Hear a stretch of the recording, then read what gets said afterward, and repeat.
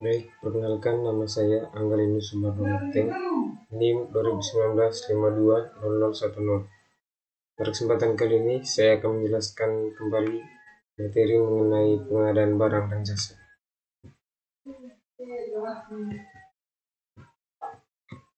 Pengertian atau istilah.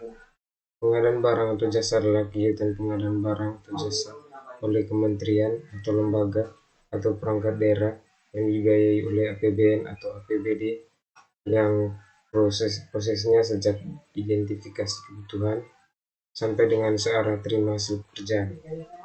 Lembaga kebijakan pengadaan barang atau jasa pemerintah, yang selanjutnya disingkat LKPP, adalah lembaga pemerintah yang bertugas mengembangkan dan merumuskan kebijakan pengadaan barang atau jasa pemerintah. Penggunaan anggaran yang selanjutnya disingkat PA adalah pejabat pemegang kewenangan penggunaan anggaran kementerian negara atau lembaga atau perangkat daerah.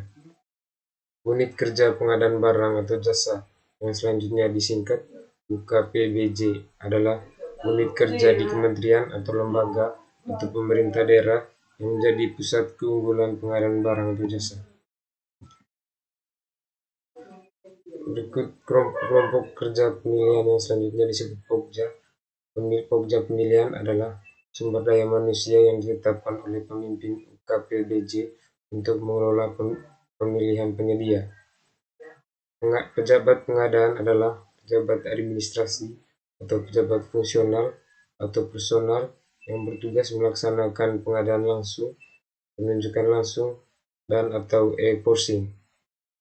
Pejabat pemeriksa hasil pekerjaan yang selanjutnya disingkat PJPHP adalah pejabat administrasi atau pejabat fungsional atau personal yang bertugas memeriksa administrasi hasil pekerjaan pengadaan barang atau jasa.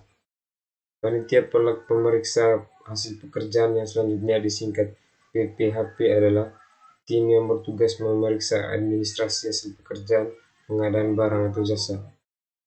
Agen pengadaan adalah UKPBJ atau pelaku usaha yang melaksanakan sebagian atau seluruh pekerjaan pengadaan barang atau jasa yang diberi kepercayaan oleh kementerian atau lembaga atau perangkat daerah sebagai pihak pemberi pekerjaan.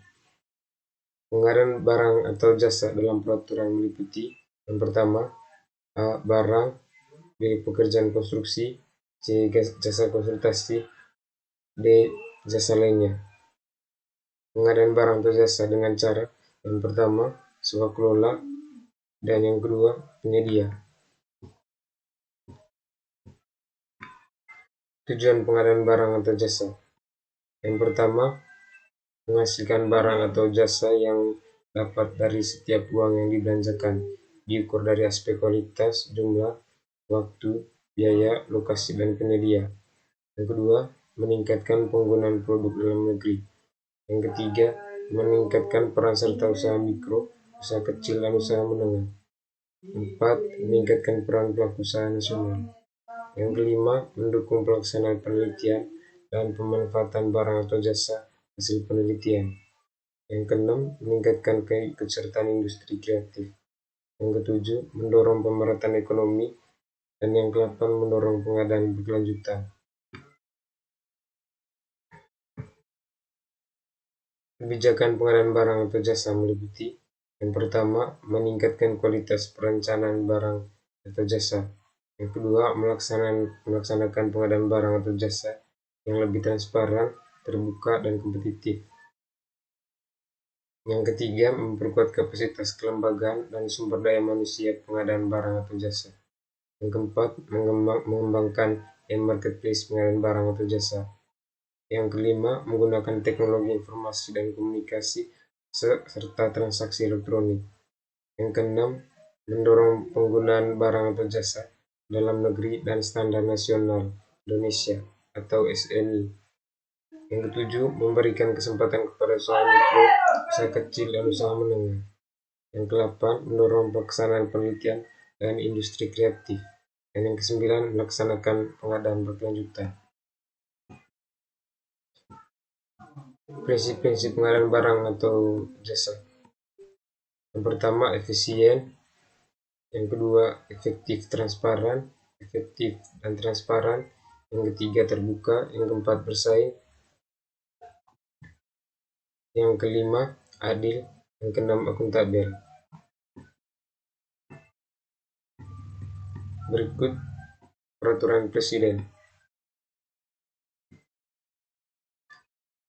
Yang pertama, pokok perubahan.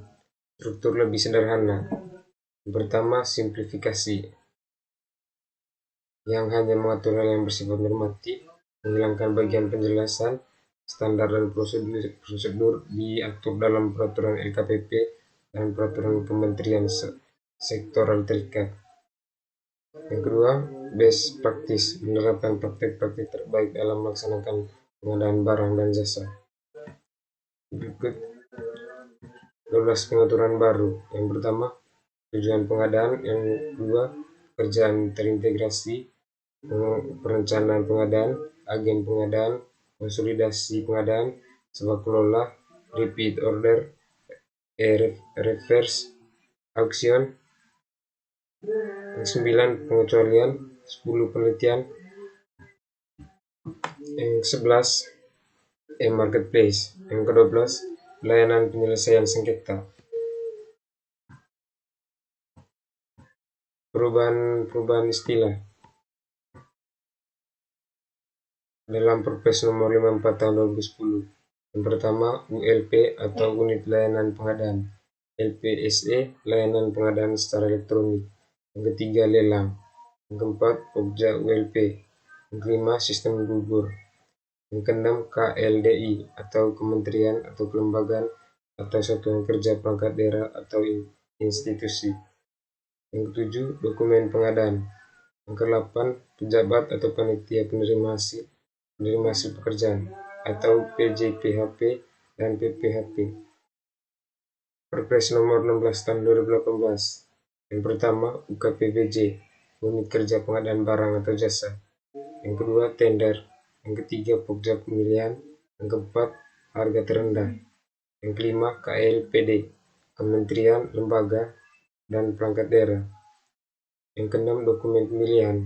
Yang ketujuh, pejabat atau panitia penerima hasil pekerjaan atau PJPHP atau PPHP.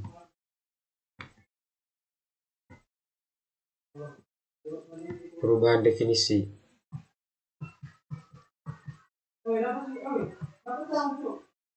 Yang pertama, Perpres nomor 54 tahun 2010.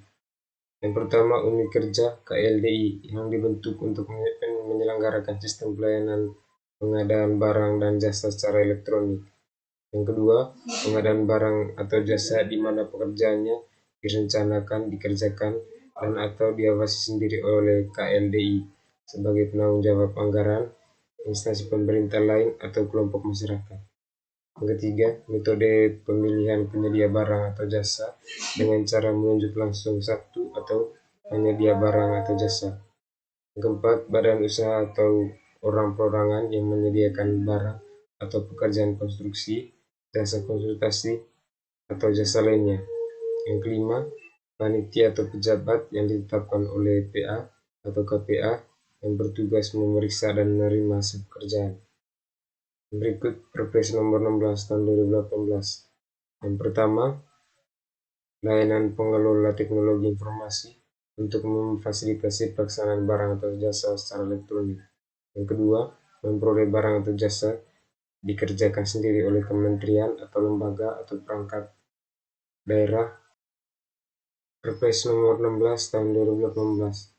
Layanan pengelola teknologi. Yang pertama, layanan pengelola teknologi informasi untuk memfasilitasi pelaksanaan barang atau jasa secara elektronik. Yang kedua, memperoleh barang atau jasa yang dikerjakan sendiri oleh kementerian atau lembaga atau perangkat daerah, organisasi kemasyarakatan atau kelompok masyarakat. Yang ketiga, metode pemilihan untuk mendapatkan penyedia barang atau penyedia konstruksi atau jasa konsultasi atau jasa lainnya dalam keadaan tertentu.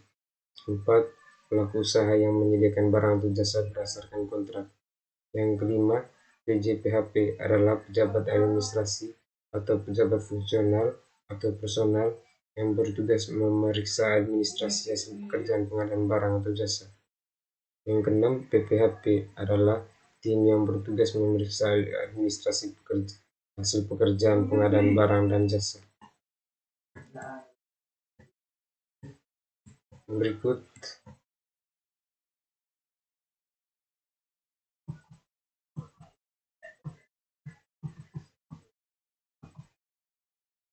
perubahan pengaturan. Yang pertama, tugas PPHP atau PJPHP. Yang kedua, persyaratan penyedia. Yang ketiga, penyebutan merek. Yang keempat, penyediaan penggunaan produk dalam negeri.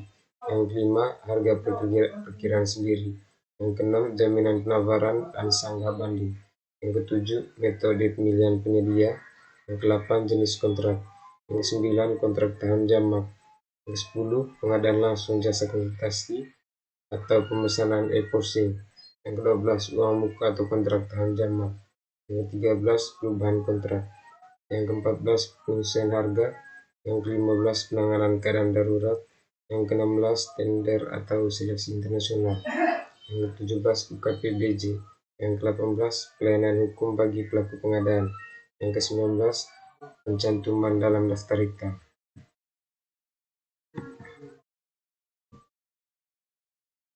Yang berikut paparan Perpres nomor 12 tahun 2021 tentang perubahan atas Perpres nomor 16 tahun 2018 tentang pengadaan barang atau jasa pemerintah.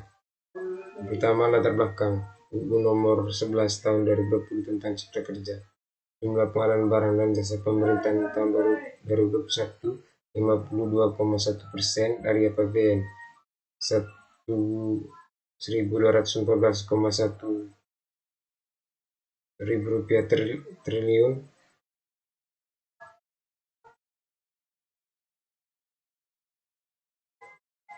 A. Menyediakan lapangan kerja seluas-luasnya. B. Memudahkan masyarakat khususnya usaha mikro kecil atau UMK untuk membuka usaha baru. Yang C. Mendukung usaha pencegahan dan pemberantasan korupsi. Pokok-pokok perubahan. Tujuan pengadaan, pelaku pengadaan, persiapan pengadaan, pemilihan penyedia, pengecualian, usaha mikro kecil, koperasi dan produk dalam negeri, sanksi dan pelayanan hukum, dan yang terakhir ketentuan peralihan. Pelaksanaan konstruksi atau construction. Yang pertama, tahap prakontra. Yang kedua, tahap penandatangan kontrak. Yang ketiga, tahap pasca penandatanganan kontrak. Baik, untuk yang pertama, tahap prakontrak. Terdapat persiapan pengadaan. Yang kedua, pemilihan penyedia jasa. Untuk persiapan pengadaan, pemilihan pengadaan barang dan jasa proyek. Yang pertama, masukan atau input untuk rancangan pengadaan barang dan jasa proyek. Yang kedua, penggunaan teknik dan rencana untuk rencana pengadaan barang dan jasa proyek. Berikut output atau keluaran dari rencana pengadaan barang dan jasa proyek. Proses pengadaan barang dan jasa proyek. Yang pertama, pelelangan atau seleksi umum. Yang kedua, pelelangan atau seleksi terbatas. Yang ketiga, pelelangan langsung. Yang keempat, penunjukan langsung. Berikut pemilihan penyedia jasa. Yang pertama, rencana mengikat dengan kontrak. Yang kedua, penetapan pemenang lelang. Yang ketiga, seleksi penyedia barang dan jasa. Baik, untuk yang berikut tahapan penandatangan kontrak. Terdapat penyusunan dokumen.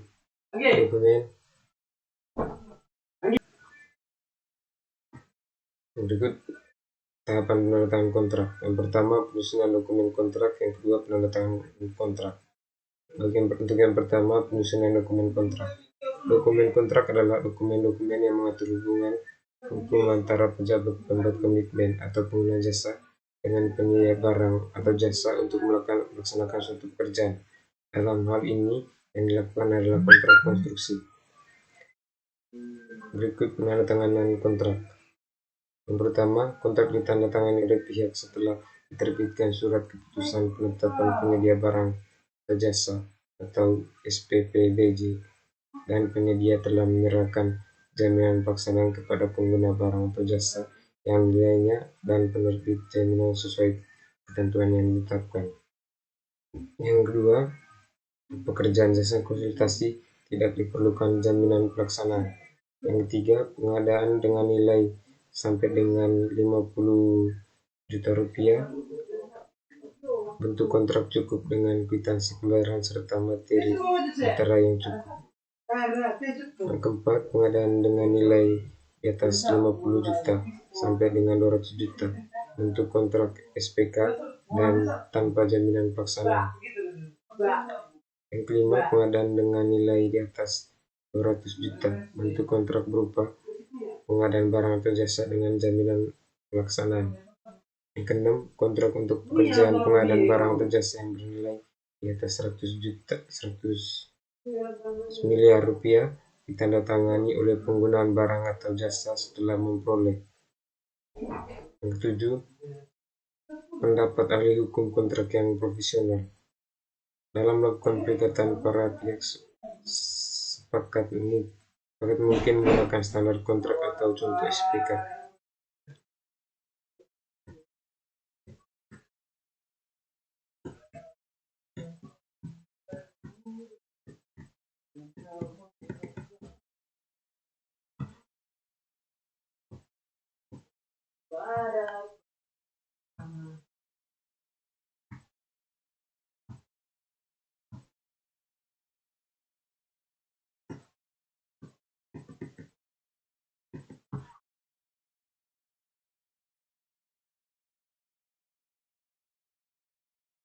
Yang berikut tahap pasca penandatanganan kontrak. Yang pertama, persiapan pelaksanaan kontrak. Yang kedua, pelaksanaan kontrak. Yang ketiga, serah terima pekerjaan.